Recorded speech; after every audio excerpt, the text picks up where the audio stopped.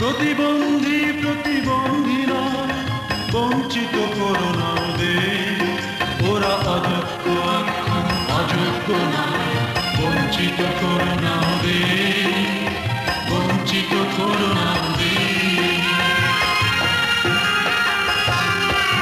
ও মানুষ প্রতিবন্ধী প্রতিবন্ধীরা বঞ্চিত করো না ওদের, ওরা অযোগ্য অযোগ্য না, বঞ্চিত করো না ওদের, বঞ্চিত করো না ওদের।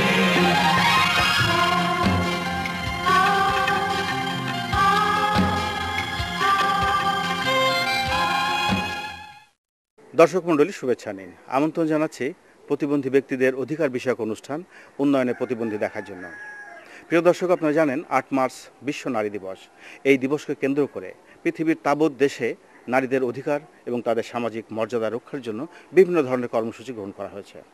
আমাদের বাংলাদেশেও এই ধরনের অসংখ্য কার্যক্রম শুরু হচ্ছে এবং কর্মসূচি গ্রহণ করা হয়েছে। তবে আজকের অনুষ্ঠানে আমরা প্রতিবন্ধী নারীদের কথা বলবো, তাদের সমস্যা, তাদের সম্ভাবনাগুলিকে আমরা চিহ্নিত করব এবং প্রতিবন্ধী ব্যক্তিদের পারিবারিক, সামাজিক এবং রাষ্ট্রীয় যে সমস্ত অধিকার রয়েছে, যে সামাজিক মর্যাদা নিয়ে যে সমস্ত প্রতিষ্ঠানগুলি কাজ করছে, তারা কি ভাবছেন প্রতিবন্ধী নারী ব্যক্তিদেরকে নিয়ে, এবং সরকারের পলিসি লেভেলে এগুলিকে কিভাবে তারা স্পর্শ করতে পেরেছেন, তাদের পলিসি লেভেলকে কিভাবে সম্পৃক্ত করতে পেরেছেন, এই বিষয়গুলিকে আমরা উপস্থাপন করার চেষ্টা করব। চলুন অনুষ্ঠানটি দেখা যাক।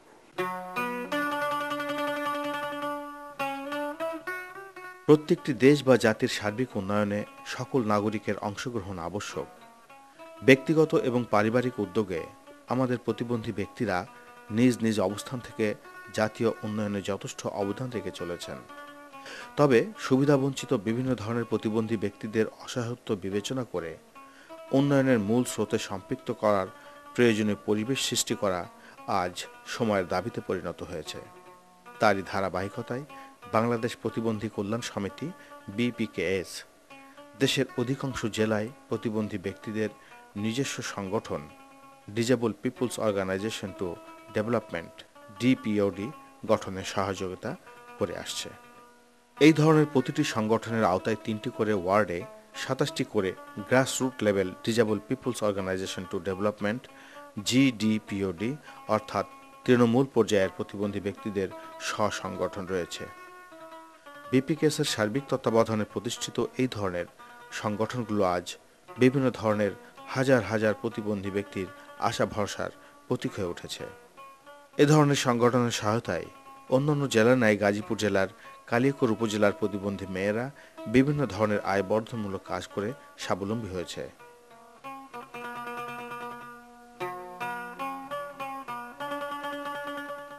রপ্তানিযোগ্য টুপির নকশা তৈরির কাজের সুযোগ পেয়েছে।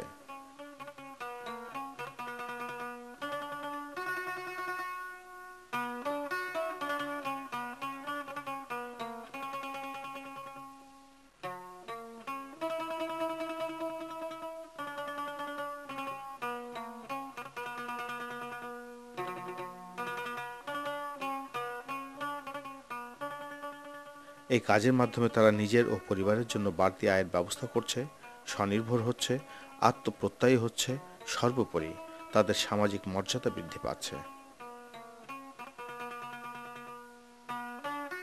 দর্শক মণ্ডলী, আমাদের বাংলাদেশের গ্রাম অঞ্চলে যে সমস্ত দরিদ্র প্রতিবন্ধী ব্যক্তি রয়েছেন, তারা বসে নেই।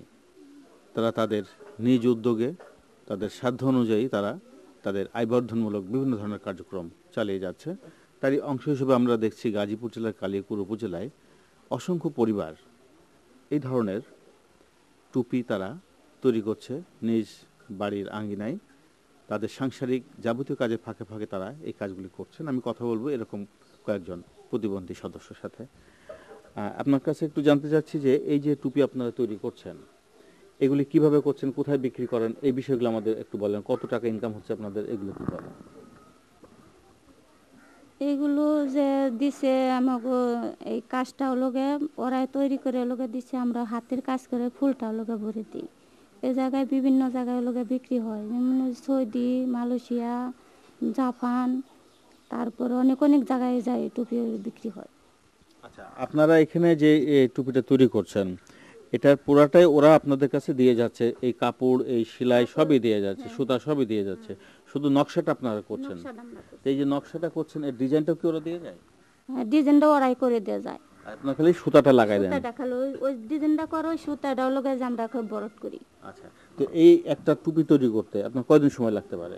আমরা এক সপ্তাহেও পারি, যেমন কি সংসারে কাজ বুঝায় লোকের সপ্তাহেও পারা যায়, 15 দিনও পারা যায়। আচ্ছা, এভাবে। একটা টুপি আপনার করতে কি খরচ দেয় আপনাকে, মজুরি খরচ কত দেয়?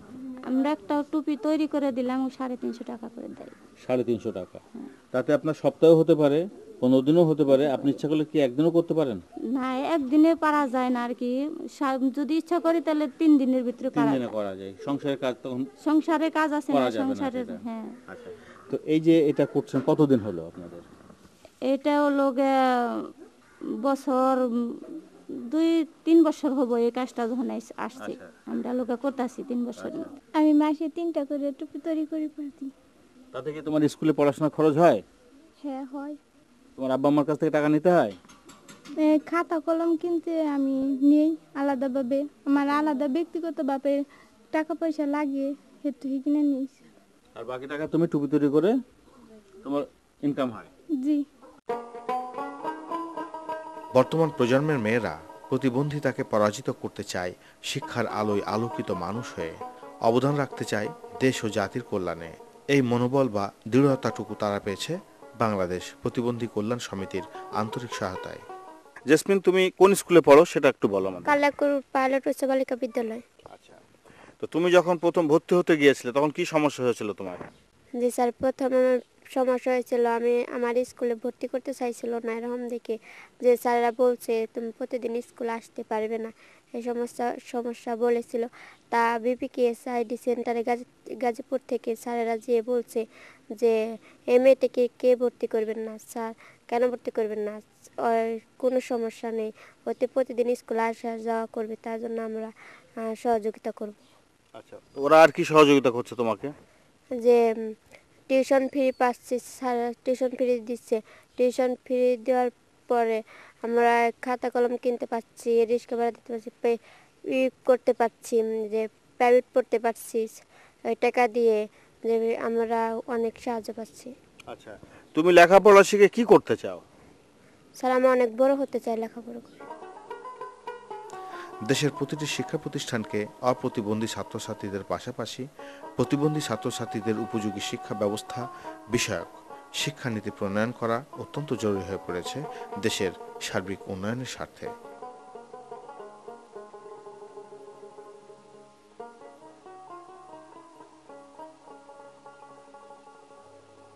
দর্শক মণ্ডলী, আমরা গাজীপুর জেলার কালিয়াকৈর উপজেলার একটি মডেল হাই স্কুলে এসেছি। এখানে বেশ কিছু প্রতিবন্ধী ছেলে মেয়ে রয়েছে, আমি তাদের সাথে কথা বলবো। তোমার নাম বলো। তানিয়া আক্তার। তানিয়া আক্তার, কোন ক্লাসে পড়ো তুমি? ক্লাস 10। আচ্ছা, তুমি? আমার নাম আফরোজা আক্তার ময়না, আমি ক্লাস 10 এ পড়ি। আচ্ছা, দুজনে টেনে পড়ো। আচ্ছা, তোমাদের কাছে আমি জানতে চাচ্ছি যে এই যে অপ্রতিবন্ধী ছেলে মেয়েদের সাথে তোমরা স্কুলে লেখাপড়া করছো, এই লেখাপড়া করতে যে তোমাদের কি কি সুবিধা হচ্ছে, কি কি অসুবিধা হচ্ছে, এগুলো আমরা জানতে চাই। তারপরে লেখাপড়া, এই যে ক্লাস 10 পর্যন্ত তোমরা পড়াশোনা করেছো, এই যে এই সময়টায় তোমরা কি কি অসুবিধার সম্মুখীন হয়েছো সেগুলি তোমাদের জানা আছে। সেইগুলির আলোকে সরকারের কাছে তোমরা কি বলতে চাও? তোমাদের মতন যে সমস্ত প্রতিবন্ধী ছেলেমেয়েরা স্কুলে আসতে পারছে না, তাদের সহজ সুযোগ করে দেওয়ার জন্য কি করলে তাদের উপকার হবে, সরকারের উদ্দেশ্যে, দেশের উদ্দেশ্যে, এইগুলি তোমরা একটু বলবা। আমি এই ভামনটালবহ মডেল হাই স্কুলে 5 বছর যাবৎ অধ্যয়ন করে আসছি। এখানে আমাদের শিক্ষক শিক্ষিকা মণ্ডলী সকলে আমাদের সাথে আন্তরিক ব্যবহার করে, সকলে আমাদেরকে ভালোবাসে, আদর স্নেহ করে। আমরা আমাদের মতো যে আরও অনেক প্রতিবন্ধী শিক্ষার্থী আছে যাদের চলাফেরা করা বা তারা অনেকেই আছে শারীরিক প্রতিবন্ধী, অনেকে আরও গুরুতর দৃষ্টি প্রতিবন্ধী বা আছে, তাদেরকে অনেকেই বিদ্যালয়ে আসতে পারছে না। তাদের মধ্যে প্রধান সমস্যা হচ্ছে যে যাতায়াতের সমস্যাটা। তাছাড়াও আমাদের বিদ্যালয়ে এবং আমাদের বিদ্যালয় ছাড়াও আরও অনেক বিদ্যালয় আছে যেখানে তাদের উপযোগী শিক্ষা ব্যবস্থা নেই, এমনকি শিক্ষকও নাই। তাই সেই ধরনের প্রশিক্ষিত শিক্ষকের তাই সরকারের কাছে আমি সেই ধরনের প্রশিক্ষিত শিক্ষক যাতে এইসব স্কুলে নিয়োগ দেওয়া হয় সেটা বলতে চাই, সেই কামনা করছি। প্রতিবন্ধী ছাত্রছাত্রীরা আজ তাদের উপযোগী শিক্ষা ব্যবস্থা প্রবর্তন, শিক্ষানীতি প্রণয়ন ও বাস্তবায়নে সরকারের নীতি নির্ধারণী পর্যায়ে নিজেদের ন্যায্য অধিকারসমূহ দৃঢ়তার সাথে উপস্থাপন করার প্রয়াস পাচ্ছে নিজেদের সংগঠনের মাধ্যমে। যারা বাক প্রতিবন্ধী, যারা শ্রবণ প্রতিবন্ধী, দৃষ্টি প্রতিবন্ধী, তাদের জন্য তো অ্যাকচুয়ালি আমাদের কোনো টিচার নাই, তাদের শিক্ষার জন্য আলাদা ব্যবস্থা থাকা উচিত।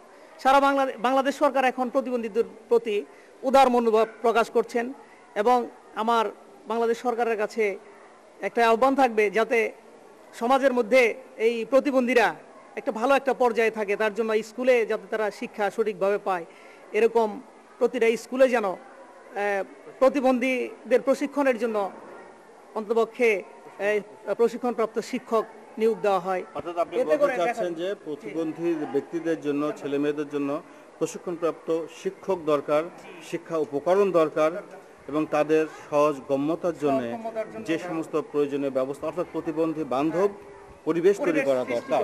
এটা আপনার কি সবাই চাচ্ছেন? সেটা অবশ্যই। প্রতিবন্ধী ব্যক্তিরা যে বিষয়গুলির উপরে অত্যন্ত গুরুত্ব দিচ্ছেন সেগুলি হচ্ছে প্রতিবন্ধী ব্যক্তিদের অধিকার বিষয়ক জাতিসংঘ সনদ বাস্তবায়ন করা, তাদের মৌলিক প্রয়োজনসমূহকে গুরুত্বের সাথে বিবেচনা করা এবং পারিবারিক, সামাজিক ও রাষ্ট্রীয় মর্যাদা নিশ্চিত করা।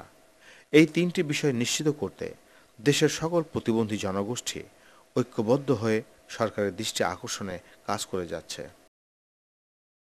এখানে আমাদের একটা নারী কমিটি গঠন হয়, সেই নারী কমিটির মাধ্যমে আমাদেরই একজন বাক শ্রবণ প্রতিবন্ধী বোন, যার বিবাহ হয় গাইবান্ধা জেলা, সেখানে তার স্বামী ছিল একজন স্কুল মাদ্রাসার টিচার।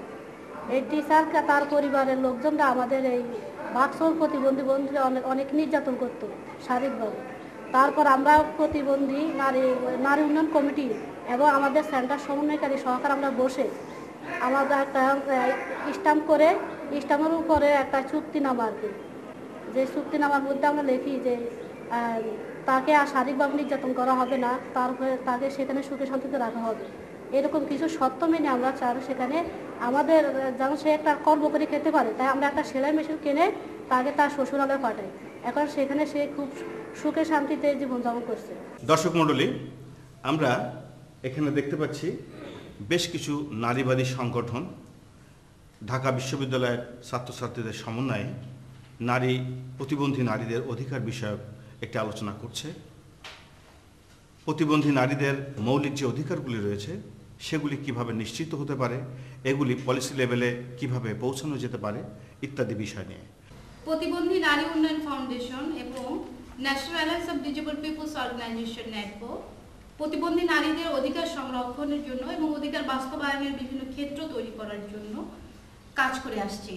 আমরা প্রতিবন্ধী নারীদের অধিকার বিষয়ে বিভিন্ন প্রসঙ্গে বাধার মুখোমুখি হচ্ছি। প্রতিবন্ধী নারীদের প্রতি যে বৈষম্য সমাজে বিদ্যমান, সে সমস্ত বৈষম্যগুলো দূরীভূত করার জন্য প্রতিবন্ধী নারীদের প্রতি যে সংঘাত রয়েছে, যে বাধা রয়েছে, তা মুক্ত হতে হবে।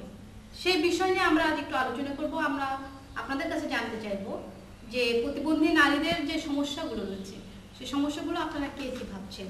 আমাদের সাথে রয়েছে ঢাকা বিশ্ববিদ্যালয়ের অধ্যয়নরত ছাত্রীরা এবং তারা দৃষ্টি প্রতিবন্ধী এবং জাহাঙ্গীরনগর বিশ্ববিদ্যালয়ের একজন ছাত্রী।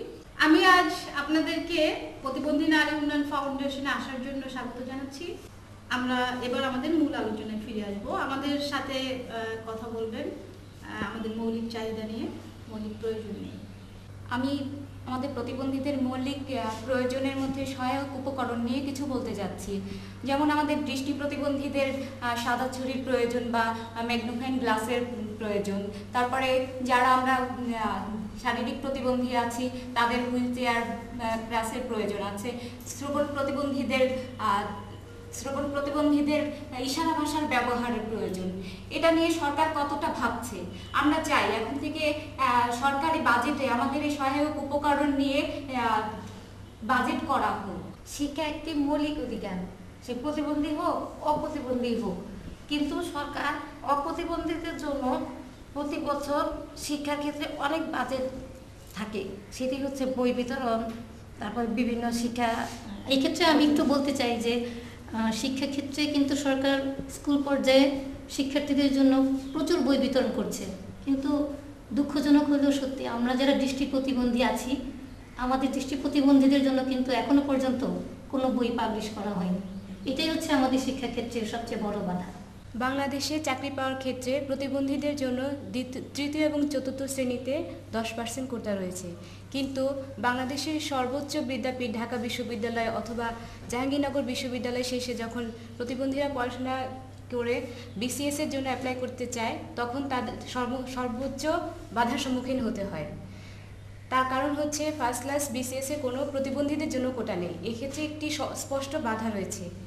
এই বাধাটি হলো যে একজন দৃষ্টি প্রতিবন্ধী যদি পরীক্ষা দিতে হয় তাহলে তার 6/6 দৃষ্টিসীমা থাকতে হবে আর শারীরিক সক্ষমতা থাকতে হবে। এই বাধাটাই হচ্ছে আমাদের প্রতিবন্ধীদের অধিকার ক্ষুণ্ণ করছে। রাস্তা পারাপারে যে সিগন্যালগুলো আছে সেই সিগন্যালগুলো দৃষ্টি প্রতিবন্ধীদের জন্য টকিং সিস্টেম চালু নেই, এটা আমাদের জন্য বড় একটা দৃষ্টি প্রতিবন্ধীদের জন্য বাধা। আমাদের যে ভোটাধিকার আছে সেই ভোটাধিকার প্রয়োগ করতে আমরা প্রতিবন্ধী নারীরা সেই ভোটাধিকার প্রয়োগ করতে যায় বাধার সম্মুখীন হই।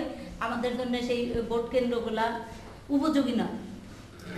আমি বলতে চাই এগুলো যদি রাষ্ট্র নজর দেয় তাহলে আমাদের জন্য প্রবেশগম্যতা সহজ হবে এবং আমরা নাগরিক অধিকার ভোগ করতে পারবো। বিশ্বে অবকাঠামোর দিকে আজকাল খুব গুরুত্ব দেওয়া হচ্ছে। তারই ধারাবাহিকতায় আমাদের বাংলাদেশেও কিন্তু অবকাঠামোর দিকে খুব গুরুত্ব দেওয়া হচ্ছে, কিন্তু অতিশয় দুঃখের সাথে আমার জানাতে হচ্ছে যে বাংলাদেশে যখন অবকাঠামোর দিকে গুরুত্ব দেওয়া হচ্ছে এবং পরিকল্পনার ভিতরে নানা পরিকল্পনা করছে, কিন্তু রোড প্ল্যান বলুন কিংবা বহুতল সরকারি বেসরকারি ভবন এবং শিক্ষা প্রতিষ্ঠানগুলোতে প্রতিবন্ধীদের প্রবেশ অধিকার নিশ্চিত হচ্ছে না। প্রতিবন্ধীরা প্রবেশ অধিকারের ক্ষেত্রে বাধার সম্মুখীন হচ্ছে। তাদের উপযোগী কোনো র্যাম্প নেই, রাস্তায় কোনো সিগন্যাল নেই। আমি রাষ্ট্রের কাছে জোর আবেদন করছি বর্তমানে যেসব অবকাঠামো উন্নয়ন হয়েছে সেগুলোতে প্রতিবন্ধীদের প্রবেশ অধিকার নিশ্চিত করা হোক এবং ভবিষ্যতে যেসব অবকাঠামোর উন্নয়ন করা হবে সেগুলোতে বাধ্যতামূলকভাবে প্রতিবন্ধীদের প্রবেশ অধিকার নিশ্চিত থাকবে। আমরা যদি দুর্যোগের দিকে তাকাই দেখা যাবে যে কোনো দুর্যোগে মহিলা এবং শিশুরা খুব বেশি ক্ষতিগ্রস্ত হয় এবং সেই মহিলা এবং শিশুটি যদি প্রতিবন্ধী হয় তাহলে সেই দুর্দশাগ্রস্ততা বা সেই বিপদাপন্নতার মাত্রাটা অনেক বেশি বেড়ে যায়। আমরা যদি রিলিফের দিকে তাকাই সেখানে দেখা যাবে যে সরকারিভাবে প্রতিবন্ধী মহিলা এবং শিশুদের অগ্রাধিকার দেওয়ার কথা বলা হলেও আসলে সেটা মানা হয় না। মানে রিলিফ প্রক্রিয়ায় তারা অংশগ্রহণ করতে পারছে না। রিলিফের স্থানটা এমনভাবে নির্বাচন করা হচ্ছে যে জায়গায় সেখানে তারা মানে পৌঁছাতে পারছে না, বা এমন হয় অনেক সময় তারা জানেই না যে সেখানে রিলিফ দেওয়া হচ্ছে। তো এই বিষয়টার দিকে একটু খেয়াল রাখা উচিত। এবং আরেকটা বিষয় যেটা যে দুর্যোগকালীন সময়ে প্রতিবন্ধী মহিলা এবং শিশুটি যে একটা আশ্রয়কেন্দ্রে আশ্রয় নেবে সেখানে কোনো র্যাম্প নাই। এই বিষয়টার দিকে আমি মানে আশা করি যে এদিকে সরকার বা ডোনার এজেন্সি যারা আছেন তারা এই দিকটা আরেকটু বেশি নজর দেবেন। তৃণমূল পর্যায় থেকে রাষ্ট্রীয় সর্বোচ্চ পর্যায়ে প্রতিনিয়ত হাজারো সিদ্ধান্ত গ্রহণ করা হচ্ছে কোটি কোটি টাকা বাজেট, কিন্তু সেই সিদ্ধান্ত গ্রহণের ক্ষেত্রে প্রতিবন্ধী নারীদের অংশগ্রহণ কোথায়? সেখানে প্রতিবন্ধী নারীদের অংশগ্রহণ একেবারে নেই বললেই চলে। তাহলে আমি একজন প্রতিবন্ধী নারী, আমার কথা কে বলবে? আমার কথা সিদ্ধান্ত গ্রহণের ক্ষেত্রে আমার প্রয়োজন কে জানাবে? আমার প্রয়োজন তো অন্যে জানাতে পারবে না, আর অন্যে জানালে সে প্রয়োজন আমার হবে কিনা, সেটা কার মতো করে হবে সেটাও কিন্তু আমরা জানি না। তাই আমার অনুরোধ প্রতিবন্ধী নারীদের পক্ষ থেকে যেন রাষ্ট্রীয় সিদ্ধান্ত গ্রহণের ক্ষেত্রে প্রতিবন্ধীদের নারীদের অংশগ্রহণটা নিশ্চিত হয়। আমার কর্ম অভিজ্ঞতায় আমি দেখে আসছি মানবাধিকার, বিভিন্ন প্রকার আইন এবং নীতিমালায় প্রতিবন্ধী নারীরা ভীষণভাবে বঞ্চিত। তাদের কথা একেবারে উল্লেখ নেই বললেই চলে। কিন্তু পরবর্তীতে ন্যাটপো, বিপিকেএস এবং প্রতিবন্ধী নারী উন্নয়ন ফাউন্ডেশনের সংগ্রাম ও কর্মোদ্যোগের ফলে বর্তমানে দুই একটি নীতি এবং আইনে প্রতিবন্ধী নারীদের কথা কিঞ্চিত অন্তর্ভুক্ত হয়েছে। আমরা সবাই জানি প্রতিবন্ধী ব্যক্তিদের অধিকার বিষয়ক জাতিসংঘ সনদ বাংলাদেশ স্বাক্ষর ও অনুমোদন করেছে, যে আইনে যে সনদে প্রতিবন্ধী নারীদের অধিকারের বিষয়ে একটি আলাদা আর্টিকেলও রয়েছে এবং সেখানে রাষ্ট্রপক্ষের উপরে প্রতিবন্ধী নারীদের অধিকারের বিষয়টি নিশ্চিত করা অত্যন্ত জরুরিভাবে উল্লেখ রয়েছে। সুতরাং বাংলাদেশে যে অবস্থা বিদ্যমান সেটা হচ্ছে শ্রম আইন, নারী ও শিশু নির্যাতন দমন আইন, এমনকি প্রতিবন্ধী কল্যাণ আইনেও প্রতিবন্ধী নারীদের বিষয়টি স্পষ্টভাবে উল্লেখ নেই, তারা বঞ্চিত হয়েছে। আমরা যখন আইন প্রণেতা এবং বিভিন্ন রাষ্ট্রীয় পর্যায়ে কথা বলি তখন তারা বলে সকল নারীদের কথা বললেই প্রতিবন্ধী নারীদের বিষয়টি অন্তর্ভুক্ত হয়ে যায়, কিন্তু যখন আমরা ভায়োলেন্সের শিকার হই, বিচার প্রক্রিয়ার সাথে সরাসরিভাবে জড়িত হই বা কাজ করতে যাই, তখন তারা বলে এই আইন বা নীতিমালায় তো আপনাদের কথা উল্লেখ নাই, সো আপনাদের বিচারগুলো আমরা কিভাবে দেখব বা কিভাবে আপনাদেরকে আমরা সঠিক রায় দিব।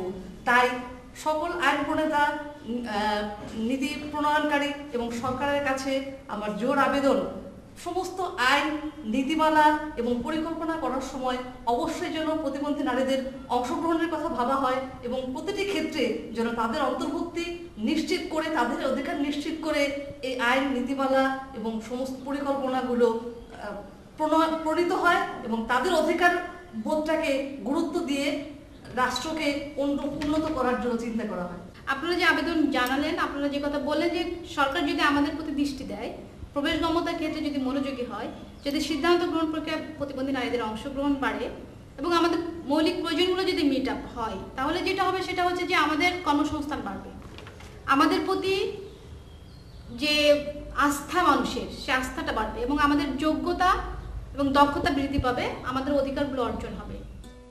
বিভিন্ন ধরনের প্রতিকূল পরিবেশ পেরিয়ে যে সকল প্রতিবন্ধী ব্যক্তি বা সংগঠন আজ জাতীয় উন্নয়নে কাজ করছেন, তাদের সম্পৃক্ত করে সকল ধরনের উন্নয়ন পরিকল্পনা প্রণয়ন ও বাস্তবায়ন করা গেলে সরকারের অভীষ্ট লক্ষ্য অর্জন সহজতর হবে।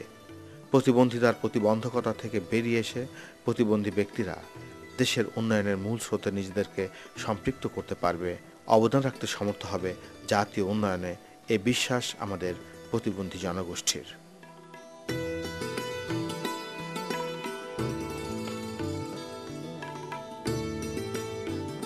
দর্শক মণ্ডলী, আমাদের মোট জনসংখ্যার প্রায় 10 ভাগ মানুষ বিভিন্নভাবে বিভিন্ন ধরনের প্রতিবন্ধিতার শিকার। সেই হিসাবে আমরা ধরে নিচ্ছি 1,60,00,000 বিভিন্ন ধরনের প্রতিবন্ধী মানুষ আমাদের দেশে রয়েছেন এবং তার অর্ধেক যদি নারী হয় তাহলে আমরা ধরে নিচ্ছি প্রায় 80 লক্ষ প্রতিবন্ধী নারী রয়েছেন। এই বিশাল জনগোষ্ঠীকে উন্নয়নের মূল স্রোতের সাথে সম্পৃক্ত করতে পারলেই কেবল আমাদের সার্বিক উন্নয়ন সম্ভব হবে। দর্শক মণ্ডলী, আমরা অনুষ্ঠানের শেষ পর্যায়ে, আগামী অনুষ্ঠানে আবার দেখা হবে। সে পর্যন্ত ভালো থাকুন, সুস্থ থাকুন, আল্লাহ হাফেজ। প্রতিবন্ধী প্রতিবন্ধীরা বঞ্চিত করো না ওদের, ওরা অযোগ্য না, বঞ্চিত করো না।